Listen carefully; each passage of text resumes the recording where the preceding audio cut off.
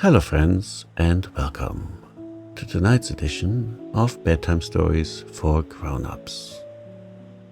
If you enjoy this reading, I would encourage you to subscribe so you will be notified when a new bedtime story is ready for you. It is time to unwind. Settle into a place where you can relax. Your day's work is complete, so let's leave this day behind.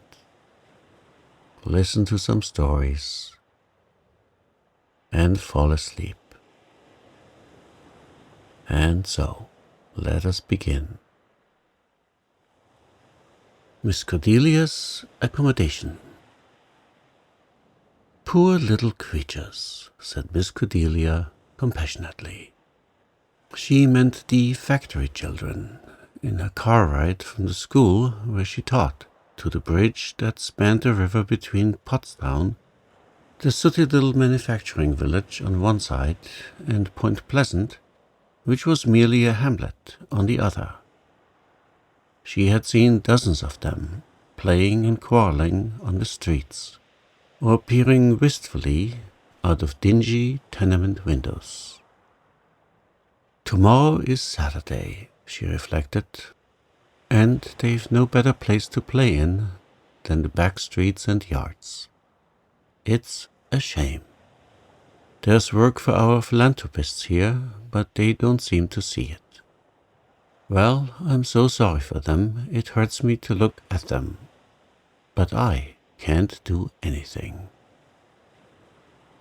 Miss Cordelia sighed, and then brightened up, because she realized that she was turning her back upon Pottstown for 2 blissful days, and going to Point Pleasant, which had just one straggling, elm-shaded street, hedging on old-fashioned gardens and cozy little houses, and trailing off into the real country in a half-hour's walk.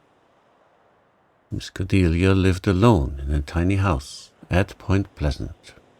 It was so tiny that you would have wondered how anyone would live in it. But it's plenty big for a little old maid like me, Miss Cordelia would have told you. And it's my own. I'm queen there. There is solid comfort in having one spot for your own self.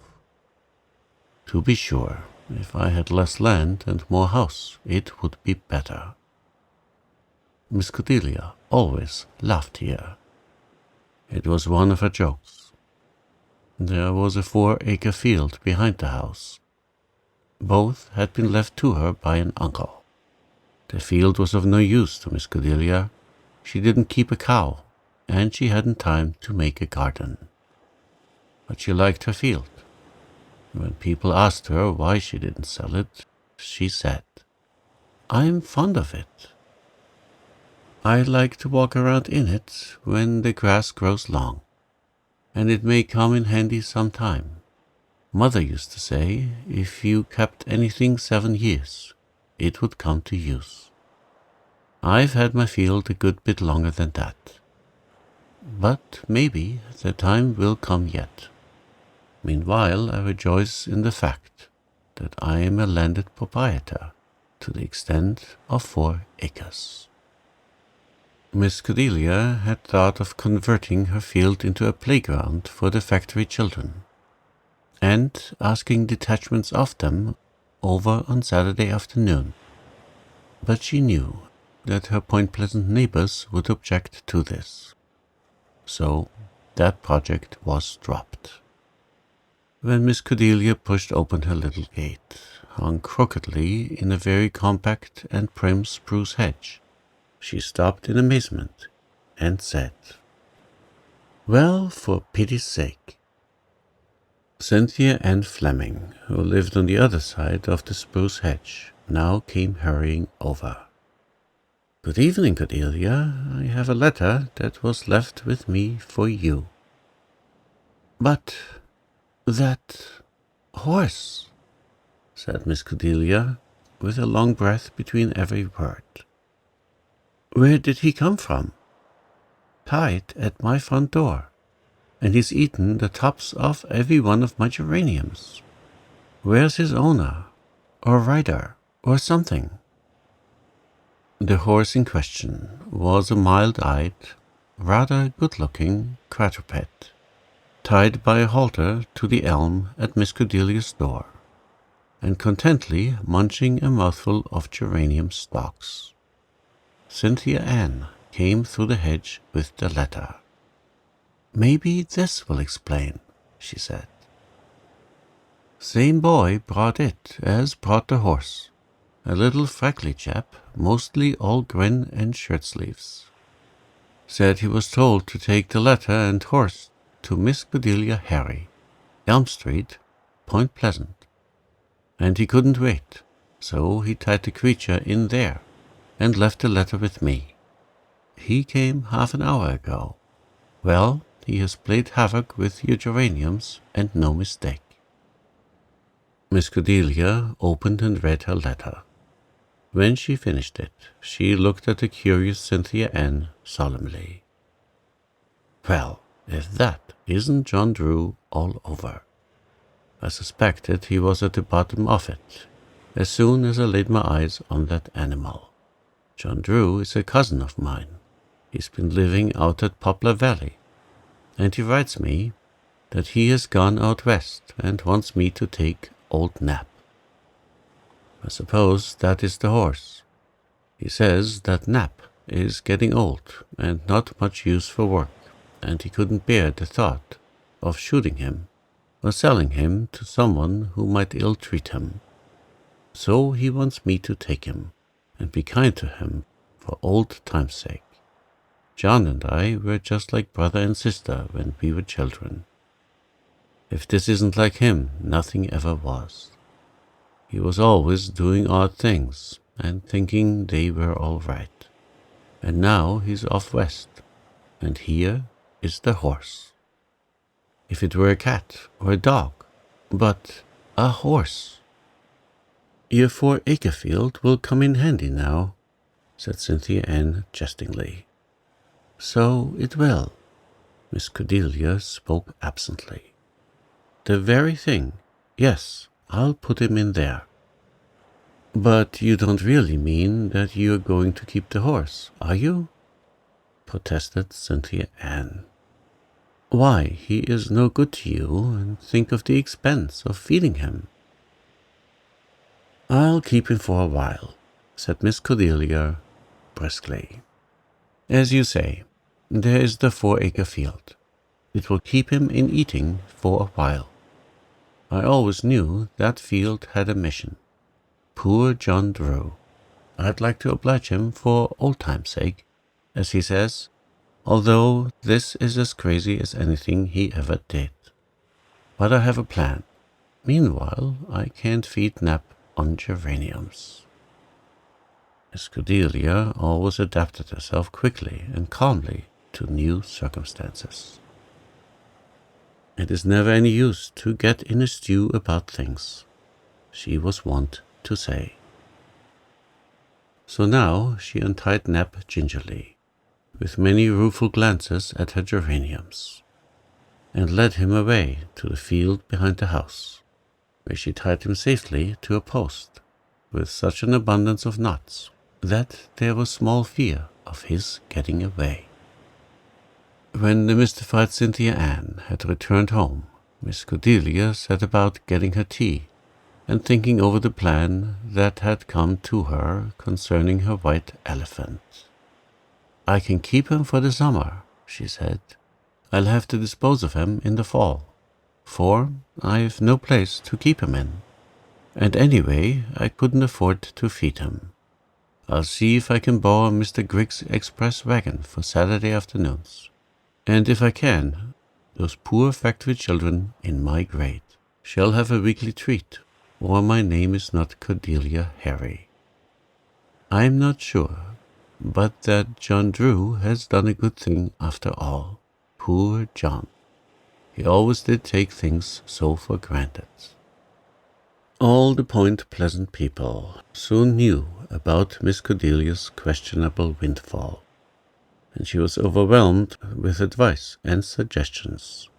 She listened to all tranquilly, and then placidly followed her own way. Mr. Griggs was very obliging in regard to his old express wagon, and the next Saturday Point Pleasant was treated to a mild sensation. Nothing less than Miss Cordelia rattling through the village, enthroned on the high seat of Mr. Griggs' yellow express wagon, drawn by old Nap, who, after a week of browsing idleness in the 4-acre field, was quite frisky and went at a decided amble down Elm Street and across the bridge. The long wagon had been filled up with board seats, and when Miss Cordelia came back over the bridge, the boards were crowded with factory children, pale-faced little creatures, whose eyes were aglow with pleasure at this unexpected outing. Miss Cordelia drove straight out to the big, pine-clad hills of Deepdale, 6 miles from Pottstown. Then she tied Nap in a convenient lane and turned the children loose to revel in the woods and fields. How they did enjoy themselves, and how Miss Cordelia enjoyed seeing them enjoying themselves. When dinner time came, she gathered them all around her and went to the wagon. In it she had a basket of bread and butter. "I can't afford anything more," she told Cynthia Ann, "but they must have something to stay their little stomachs, and I can get some water at a farmhouse." Miss Cordelia had had her eye on a certain farmhouse all the morning. She did not know anything about the people who lived there, but she liked the looks of the place. It was a big, white, green-shuttered house, throned in wide-spreading orchards, with a green sweep of velvety lawn in front. To this Miss Cordelia took her way, surrounded by her small passengers, and they all trooped into the great farmhouse yard, just as a big man stepped out of a nearby barn. As he approached, Miss Cordelia thought that she had never seen anybody so much like an incarnate smile before. Smiles of all kinds seemed literally to riot over his ruddy face, and in and out of his eyes, and around the corners of his mouth. "Well, well, well," he said, when he came near enough to be heard. "Is this a runaway school, ma'am?" "I'm the runaway school, ma'am," responded Miss Cordelia with a twinkle. "And these are a lot of factory children I've brought out for a Saturday treat. I thought I might get some water from your well, and maybe you will lend us a tin dipper or two." "Water? Tut, tut," said the big man, with 3 distinct smiles on his face. "Milk's the thing, ma'am, milk. I'll tell my housekeeper to bring some out, and all of you come over to the lawn and make yourself at home. Bless you, ma'am, I'm fond of children. My name is Smiles, ma'am, Abraham Smiles." "It suits you," said Miss Cordelia emphatically, before she thought, and then blushed rosy red over her bluntness. Mr. Smiles laughed. "Yes, I guess I always have an everlasting grin on. Had to live up to my name, you see, in spite of my naturally cantankerous disposition. But come this way, ma'am. I can see the hunger sticking out of those youngsters' eyes. We'll have a sort of impromptu picnic here and now. I'll tell my housekeeper to send out some jam, too." While the children devoured their lunch, Miss Cordelia found herself telling Mr. Smiles all about old Nap and her little project. "I'm going to bring out a load every fine Saturday all summer," she said. "It's all I can do. They enjoy it so, the little creatures. It's terrible to think how cramped their lives are. They just exist in soot. Some of them here never saw green fields before today." Mr. Smiles listened and beamed and twinkled until Miss Cordelia felt almost as dazzled as if she were looking at the sun. "Look here, ma'am, I like this plan of yours, and I want to have a hand in helping it along. Bring your loads of children out here every Saturday, right here to Beechwood Farm, and turn them loose in my beech woods and upland pastures. I'll put up some swings for them and have some games, and I'll provide the refreshments also. Trouble, ma'am? No trouble, and I ain't on speaking terms. It'll be a pleasure, ma'am. I'm fond of children, even if I'm a grumpy, cross-grained old bachelor. If you can give up your own holiday to give them a good time, surely I can do something too." When Miss Cordelia and her brood of tired, happy little lads and lasses ambled back down to town in the golden dusk, she felt that the expedition had been an emphatic success. Even old Nap seemed to jog along eye-deep in satisfaction. Probably he was ruminating on the glorious afternoon he had spent in Mr. Smiles' clover pasture. Every fine Saturday that summer, Miss Cordelia took some of the factory children to the country. The Point Pleasant people nicknamed her equipage Miss Cordelia's Accommodation, and it became a mild standing joke. As for Mr. Smiles, he proved a valuable assistant. Like Miss Cordelia, he gave his Saturdays over to the children, and high weekly revel was held at Beechwood Farm.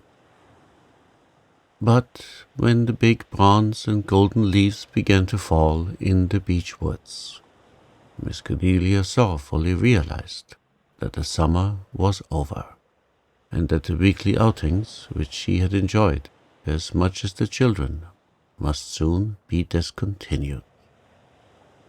"I feel so sorry," she told Mr. Smiles, "but it can't be helped. It will soon be too cold for our Johns, and of course I can't keep Nap through the winter. I hate to part with him, I've grown so fond of him, but I must." She looked regretfully at Nap, who was nibbling Mr. Smiles' clover aftermath. He was sleek and glossy. It had been the golden summer of Nap's life. Mr. Smiles coughed in an embarrassed fashion. Miss Cordelia looked at him and was amazed to see that not a smile was on or about his face. He looked absurdly serious. "I want to buy Nap," he said in a sepulchral tone. "But that is not the only thing I want. I want you too, ma'am. I'm tired of being a cross old bachelor. I think I'd like to be a cross old husband, for a change. Do you think you could put up with me in that capacity, Miss Cordelia, my dear?" Miss Cordelia gave a half gasp, and then she had to laugh. "Oh, Mr. Smiles, I'll agree to anything if you'll only smile again. It seems unnatural to see you look so solemn." The smiles at once broke loose and revelled over her wooer's face. "Then you will come," he said eagerly. Half an hour later, they had their plans made.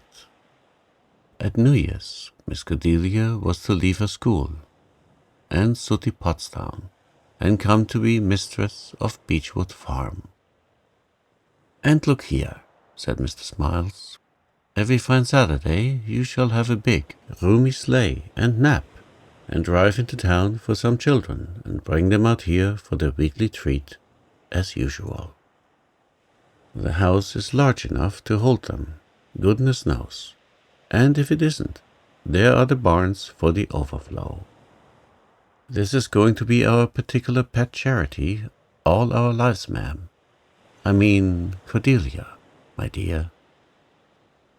"Blessings on old Nap," said Miss Cordelia with happy light in her eyes. "He shall live in clover for the rest of his days," added Mr. Smiles smilingly. Why Mr. Cropper changed his mind. "Well, Miss Maxwell, how did you get along today?"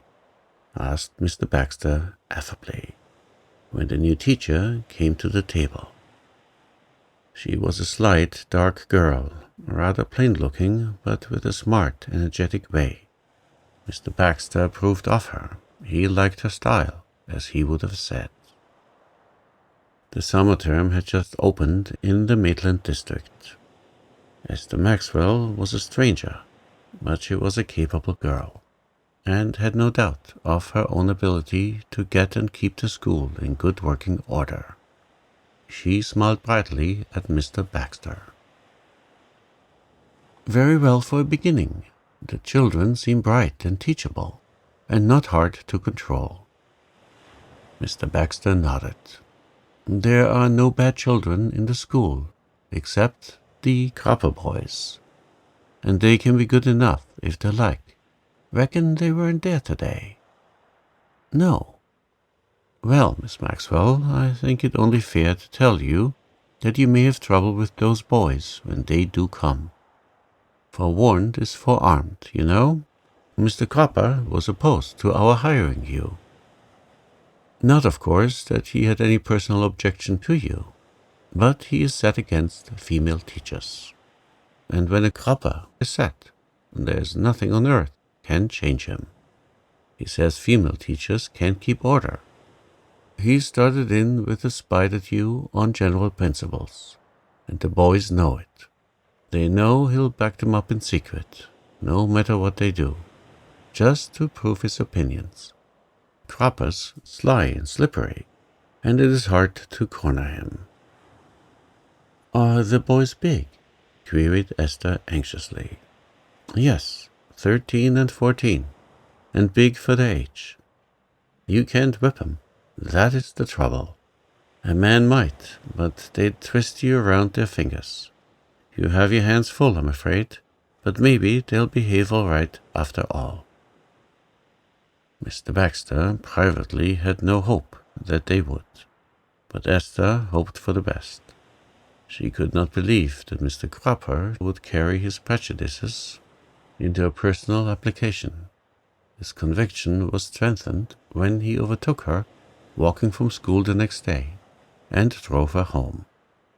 He was a big, handsome man with a very suave, polite manner. He asked interestedly about her school and her work, hoped she was getting on well, and said he had 2 young rascals of his own to send soon. Esther felt relieved. She thought that Mr. Baxter had exaggerated matters a little. "The plum tree of Mrs. Charlie's is loaded with fruit again this year," remarked Mr. Baxter at the tea table that evening. "I came past it today on my way across lots home from the woods. There will be bushels of plums on it.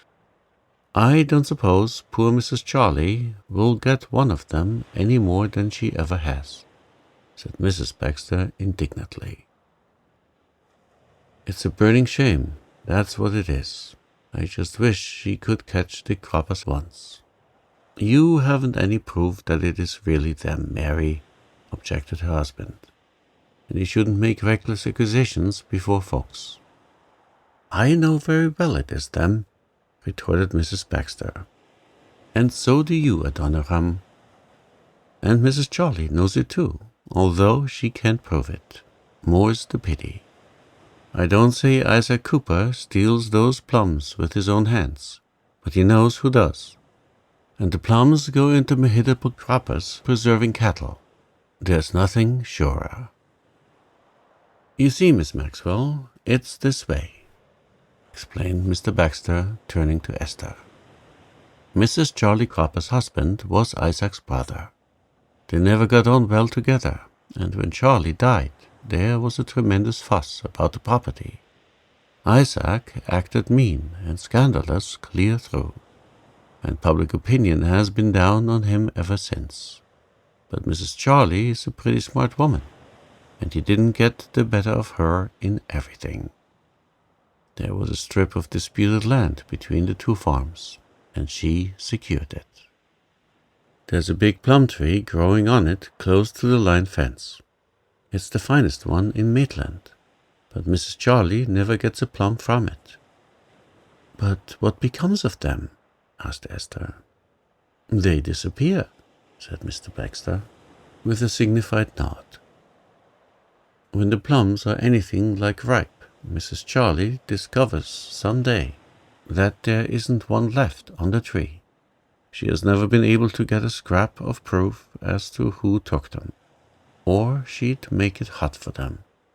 But nobody in Maitland has any doubt in his own mind that Isaac Cropper knows where those plums go. I don't think Mr. Cropper would steal, protested Esther. Well, he doesn't consider it stealing, you know. He claims the land and says the plums are his.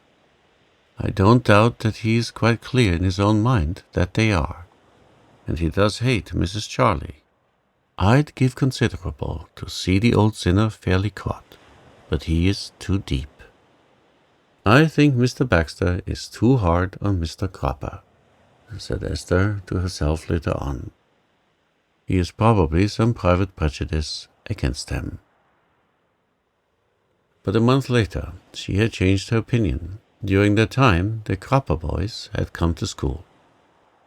At first, Esther had been inclined to like them. They were handsome lads, with the same smooth way that characterized their father, and seemed bright and intelligent. For a few days, all went well, and Esther felt decidedly relieved.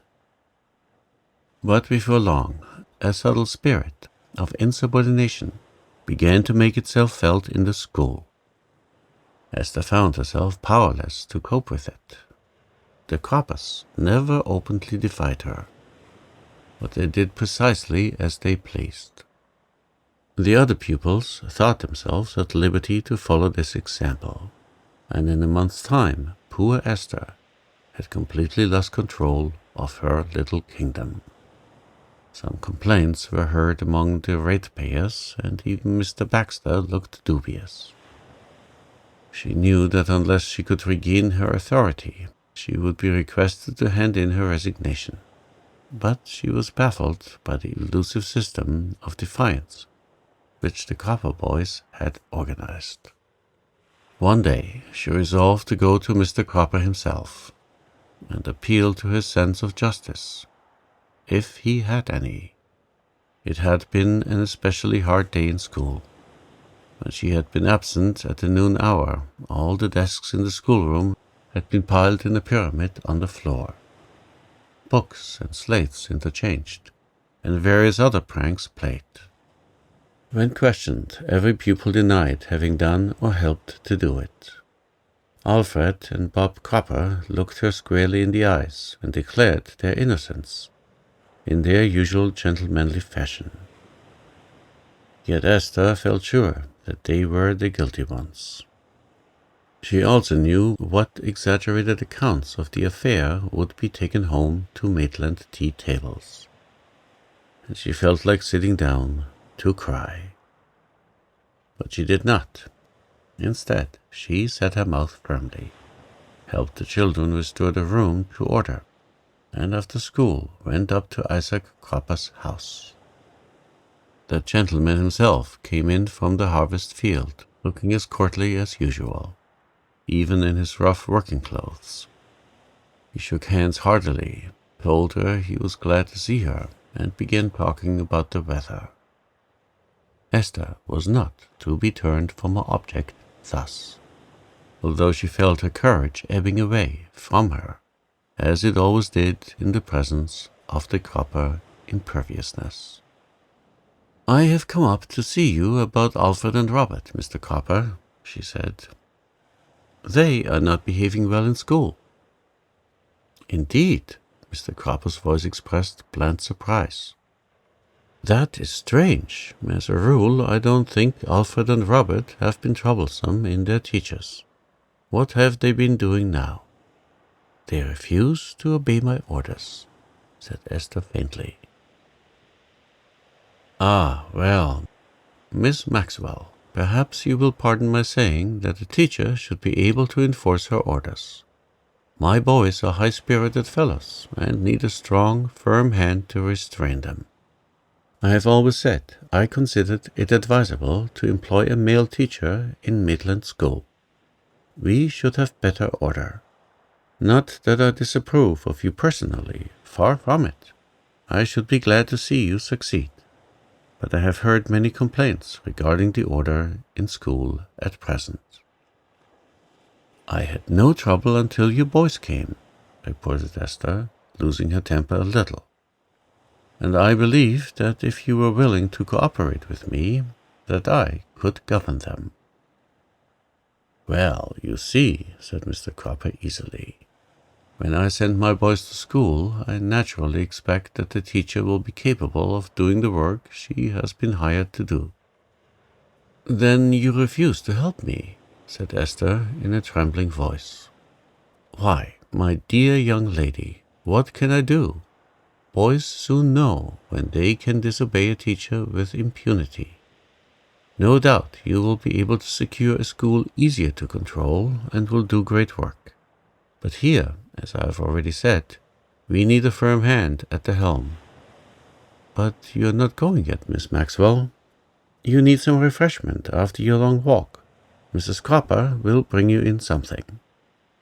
No, thank you, said poor Esther. She felt that she must get away at once, or she would burst into heartsick tears. Under those steely, bland blue eyes. When she got home, she shut herself in her room and cried. There was nothing for her to do but resign, she thought dismally. On the following Saturday, Esther went for an afternoon walk, carrying her kodak with her. It was a brilliantly fine autumn day, and woods and fields were basking in mellow haze. Esther went across lots to Mrs. Charlie Cropper's house, intending to make a call. But the house was locked up and evidently deserted, so she rambled past it to the back fields. Passing through a grove of maples, she came out among leafy young saplings on the other side. Just beyond her, with its laden boughs hanging over the line fence, was the famous plum tree. Esther looking at it for a moment. Then an odd smile gleamed over her face, and she lifted her kodak. Monday evening, Esther called on Mr. Cropper again. After the preliminary remarks in which he indulged, she said, with seeming irrelevance, that Saturday had been a fine day.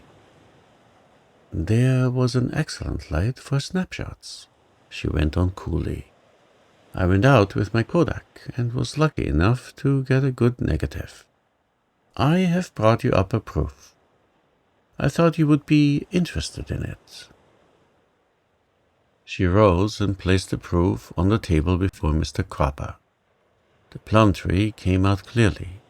Bob and Alf Cropper were up among the boughs, picking the plums. On the ground beneath them stood their father with a basket of fruit in his hand. Mr. Cropper looked at the proof, and from it to Esther. His eyes had lost their unconcerned glitter, but his voice was defiant. The plums are mine by right, he said. Perhaps, said Esther calmly, but there are some who do not think so. Mrs. Charlie, for instance. She would like to see this proof, I think. Don't show it to her, cried Mr. Cropper hastily. I tell you, Miss Maxwell, the plums are mine. I am tired of fighting over them, and I had decided before this that I'd let her have them after this. It's only a trifle anyhow. And about that little matter we were discussing the other night, Miss Maxwell? I have been thinking it over, and I admit I was somewhat unreasonable. I'll talk to Alfred and Robert and see what I can do. Very well, said Esther quietly. The matter of the plums isn't my business, and I don't wish to be involved in your family feuds. especially as you say that you mean to allow Mrs. Charlie to enjoy her own in future. As for the school, we will hope that matters will improve. You'll leave the proof with me, won't you? Said Mr. Cropper eagerly. Oh, certainly, said Esther, smiling. I have the negative still, you know. From their time out, the Cropper boys were models of good behavior, and the other turbulent spirits, having lost their leaders, were soon quelled. Complaint died away, and at the end of the term, Esther was re-engaged. You seem to have won old Cropper over to your side entirely, Mr. Baxter told her that night. He said at the meeting today that you were the best teacher we had ever had, and moved to raise your salary. I never knew Isaac Cropper to change his opinions so handsomely. Esther smiled. She knew it had taken a powerful lever to change Mr. Cropper's opinion, but she kept her own counsel.